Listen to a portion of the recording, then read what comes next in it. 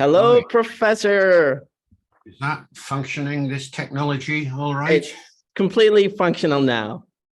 Yeah. Lovely morning. Good morning, Professor. Yeah. Finally. Well done. Yes, absolutely. How are you, Professor? I'm fine. Are you all right? Where are you exactly? I'm actually now in Baghdad. Professor David, it's a great and pleasure. It's actually honor to meet you and to talk to you now in this lovely short interview. So hopefully you have your lovely coffee, and if not, I can send you over one from Baghdad. One day that will be possible, won't it? With Inshallah, 3D, fingers crossed. 3D How are you, printing. Professor? Yeah, I'm fine, thank you. Yes. Great. Sounds fine to me. Yeah. Great. Please allow me to tell you a little bit about myself. My name is Walid. I'm an education consultant. I have a PhD in linguistics from Babylon University, and I host such awesome and great people like you. So actually, it's my pleasure to see you, and it's an honor to all Iraq to meet such a great person, a well-published author of many lovely textbooks that are taught here in Baghdad and all Iraq. So this is the first one that got me in the entrapment of English. Oh, wow. Well, gosh. Yes. So let's get started with the first question of our interview, and that is why English is a global language, Professor. You have all the floor. Oh, right. Thank you very much. Well, it's a delight to have the opportunity to chat to you about this sort of topic. I mean, it is probably one of the biggest topics of all, given that English has become so global. Yes. In the latest statistics I did for the English language encyclopedia, the third edition, a couple of years ago, it's something like 2.3 billion people around the world using English, which is, again, a significant increase on what the previous figures. So it is becoming increasingly global. And so the question indeed is, why? And there is one very simple answer to this question. A language becomes international and then global for one reason only, and that is the power of the people who speak it. Okay. That sounds like a very simple answer, but of course, when one explores the question, what is power? Then, of course, it means many different things. And so you break down the question next into the different types of power that made English a global language. And in my view, there are four main types. There's first of all the obvious one, the one that everybody knows about, the political, military power, if you will, of the British Empire. So we're talking now about a period of expansion of English into, first of all, the British Isles, generally Ireland, and then into what is now the United States, and then eventually throughout the empire world. Yeah, the second kind of power is less well known, and that is scientific and technological power. We're talking now about the period of the Industrial Revolution in Europe, which is the 17th and 18th centuries. And when you actually look at all the inventions that were made at that time, locomotives and textile spinning and new types of roads and all of this, then it turns out that the majority of the people who did the inventing were speakers of English. And as a result, English became the language of science and technology, and still is, of course, very largely. So that's the second kind of power. And then the third kind of power is in the 19th century, when you get economic power driving a language. They say money talks. Well, what language was it talking? Well, at the beginning of the 19th century, it was Britain and the new United States that were the driving forces of economic power in the world. Germany too, of course, with the development of money and banking and things like that.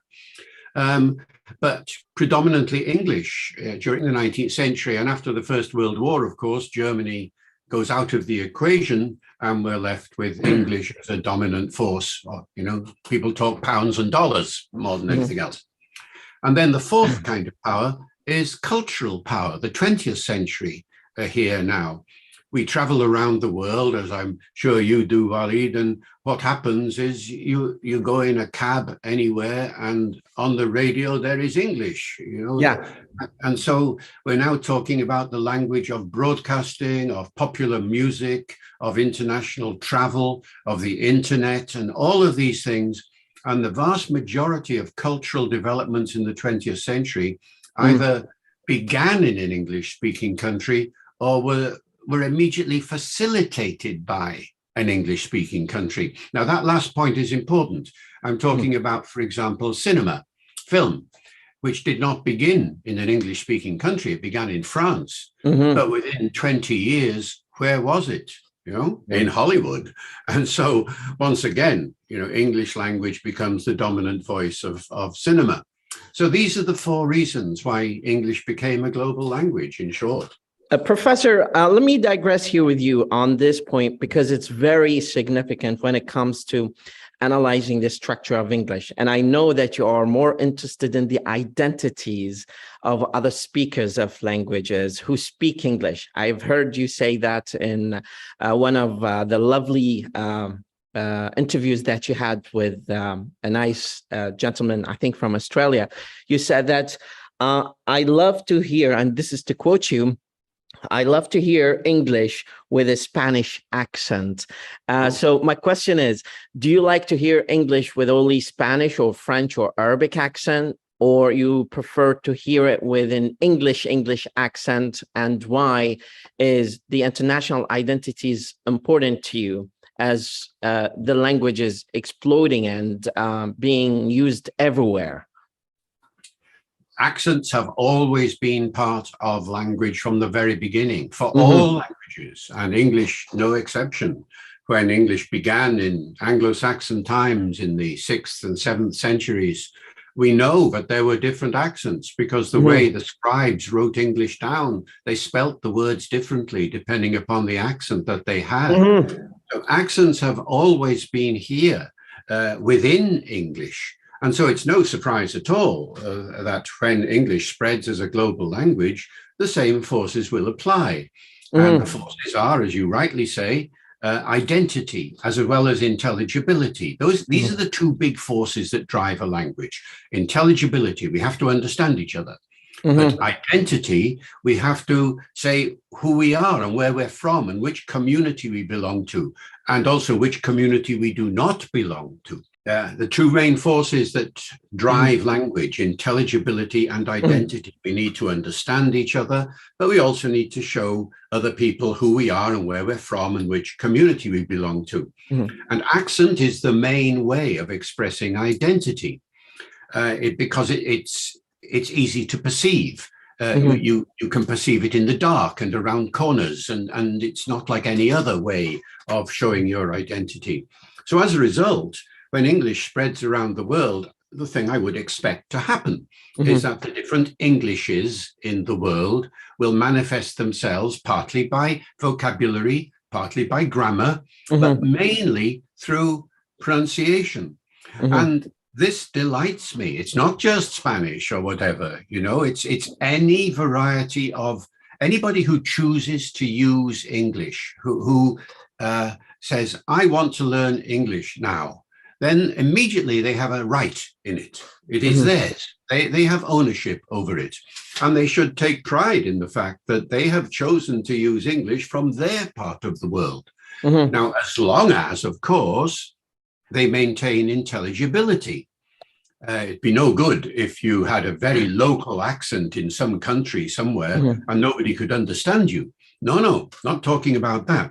I'm talking about somebody who has developed a fluency in English, like your good self, and you have an accent that identifies you from where you are from, and this is as it should be. Why would you want to talk exactly like me? You are not me. You are not British, and I don't want you to hide identity in this sort of way. So my recommendation is, you see, that people should be proud of their accent. I like to use the analogy of going into a garden and you see all the flowers in a garden. If they're all the same, it's so boring. If they're all different, then this is a very interesting garden. It's the same with language. The accents are like a garden of flowers around the English-speaking world. And the more variation there is, the more diversity there is, the more interesting the language becomes.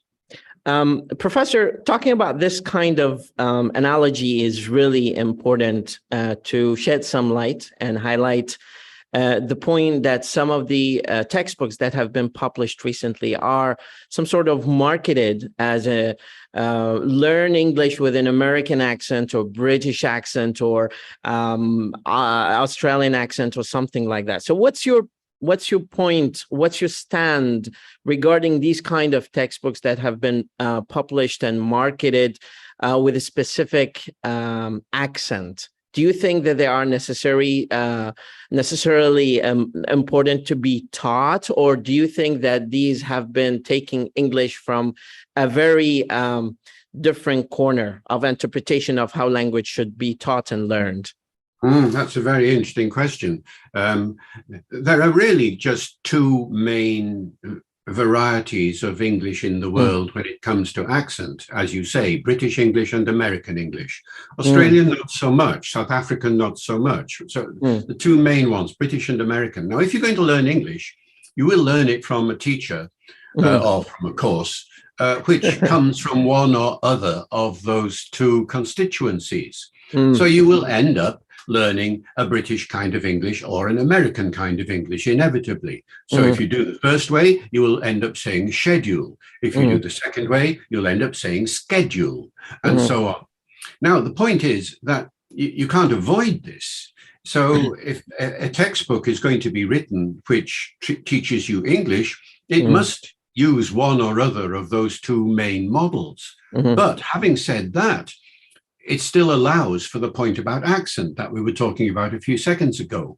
If I learn a British English, schedule, I can say it in a Welsh way, schedule. I can say it in a Scottish way, schedule, and so on. I have many accents of British English that I can use to say the word schedule. And so have you. So if you're Spanish or French or whatever, you will say the word schedule with a slight tinge of your local accent. Now, if you learn schedule, the same thing will apply, you see. You'll use an American schedule, but you'll overlay it with some level of locality that reflects your identity. I've met a lot of teachers who don't look at language from a horizontal point of view where every accent is equal to another in terms of like the transparency and the beauty of it.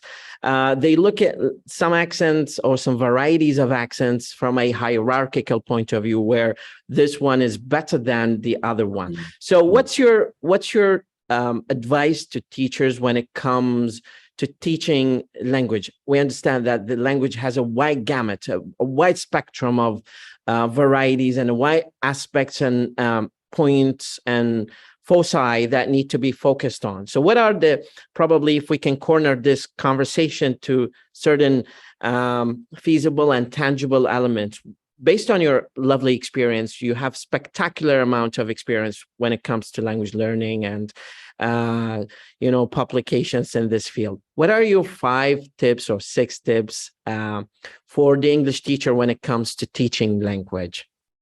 Well, I don't know whether I can get to 5 or 6, but I certainly would want the first one to be a recognition of what all teachers know, the distinction between production and comprehension. If you are choosing to teach English, you're not alone. You're doing so in a context. The context is one of your own background in English, how you were taught, the materials that you have available, and very important, the examination system that your students are going to move towards. Now, all these organizations and the broader context beyond that this will give you an indication as to what kind of accent is going to go down well, as it were. Yes, all accents are equal linguistically, but some sociolinguistically are more equal than others. And this is because of the prestige and the tradition. It's the same in Britain. You know, all accents are equal, but there are some accents that the institutions like the BBC and the Queen and so on are going to use, and these will carry greater prestige. Now, it's important that whatever accent you choose to use, you use it with pride and develop a competence in it, but not at the expense of denigrating other accents. That's the distinction. If you're used to teaching British English, received pronunciation, for instance, that's how you were brought up, that's what the materials are, that's what the exam boards want, then fine, carry on as a production mechanism. But when it comes to listening comprehension, it would be very bad news if the only accent that the students heard in class was received pronunciation. Because if they go out into the big wide world, they will not hear received pronunciation very often. It's only spoken by 2% of the population of England. If you stand on the corner of a London street, you will hear 1,000 accents in the course of the day. Oh my God. only a couple of those are going to be received pronunciation. So it's very important that in terms of listening comprehension, from the very beginning, in my view, teachers expose students to as wide a range of accents as possible. And this is now very easy because of, thanks to the internet. You can find almost every English accent available. Do you know? Do you know IDEA? IDEA, the International Dialects of English Archive, based in America. But the gentleman who runs that, Paul Mayer, he has his intention is to collect examples of all English accents, and he's got several hundred already. So it's really easy now for people to get exposure to a wide range of accents. They can still carry on learning in production the accent that they find most familiar. It's really fascinating how we can access to hundreds of accents from around the world. There's a website on the internet called Googlish where you can access to certain phrase spoken in American or British or Australian or Canadian accent. It's quite fascinating. Professor, there are so many novice teachers like me. I consider myself as a novice teacher in this beautiful field. Self-development is a necessity to professional development of teachers, and they have to do that sustainably, consistently, and in a perseverant way. What are your tips? You have a wealth of experience in this field. What are your tips for teachers to maintain some self-development in their career? Well, I would say, first of all, keep an eye on other development, that is the development of their students. We all have to remember that we see our students for an hour or so every day or a couple of days, and the rest of the time they are out there, often listening to English on the internet and in all the other domains where English is used. And so they have interests, they have hobbies, they have preferences. I think it's very important that the English we teach in class recognizes that and builds on it, rather than just the English that is in the textbook, which is, let's go and visit the zoo, or let's go and shop in Oxford Street, or something like that, which is fine, but what about the interests of the students? And so the first tip I would say would be to do a little kind of case analysis, or ask the class, what are their interests? What are the things they want to talk about in English? Not what are the things I'm going to teach you in English. What would you like to talk about? And I think that's a very important step that often isn't done. That would be what I would do first. Do I understand that you are an advocate of student-centered language learning and teaching? Well, I'm not an advocate of anything, because remember, I'm not a teacher. I'm a linguist. I don't do the difficult job of going into a classroom and have to teach this stuff. I just analyze it and talk about it as I've been doing.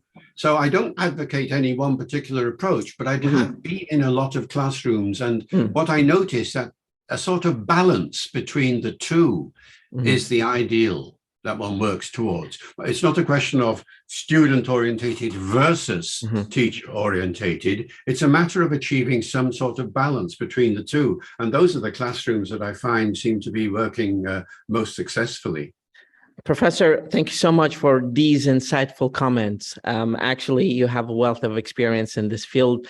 Final comments about the globality of English and whether you think it's a short term or does it have any expired date where it's going to be dominated by another language, or it should deserve more attention by government institutions to be taught, especially here in Middle East.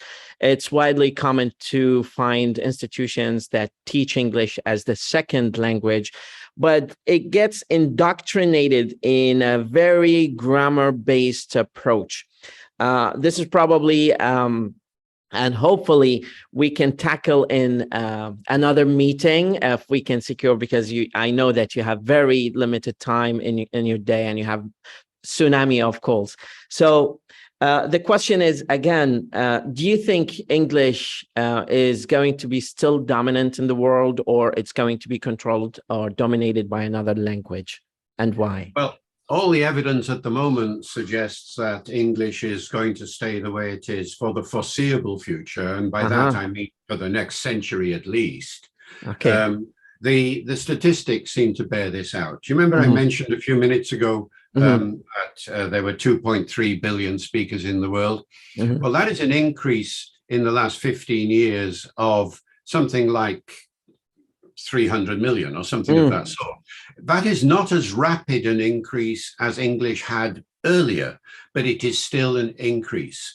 And all the suggestion is that this increase is going to continue. You go to the parts of the world where there are, shall we say, competitors for English. You go to China, for instance, and what you see there is still an increased number of people learning English. It's always difficult to predict the future. I wouldn't dare do that. I mean, 1,000 years ago, Latin was the dominant language of Europe. And if you had said 1,000 years ago, one day there will be no Latin, apart from in a few cases, people would have thought you were mad. So in 1,000 years' time, will English still be the dominant language? I have no idea. Maybe they will land from some other planet, and by then, we will all be speaking an alien language. You know, who can say? No, there are other dominant languages in the world. Remember what I said at the very beginning?